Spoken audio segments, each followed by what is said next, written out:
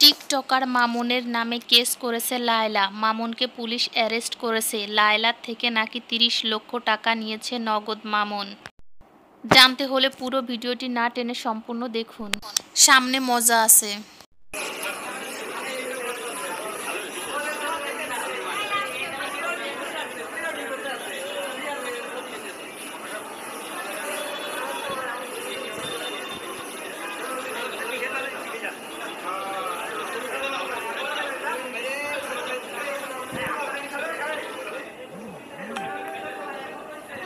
ওর তো এই মুহূর্তে একটা ভালো থাকার জায়গা নেই।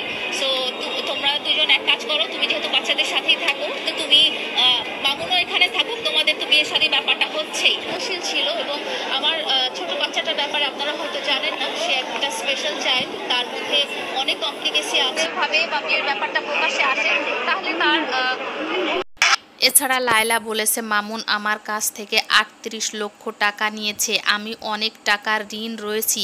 এছাড়া আমার সন্তানদের জন্য আমি যে সঞ্চয়টুকু করেছিলাম সে সঞ্চয়টুকু ও নিয়ে গেছে। ও এখন নিজে বাড়ি বানিয়েছে এবং নিজে স্বাবলম্বী হয়ে আমাকে ছেড়ে চলে গেল। যখন তোমার কেউ ছিল না তখন ছিলাম আমি, এখন তোমার সব হয়েছে, পর হয়েছি আমি বন্ধু, পর হয়েছি আমি।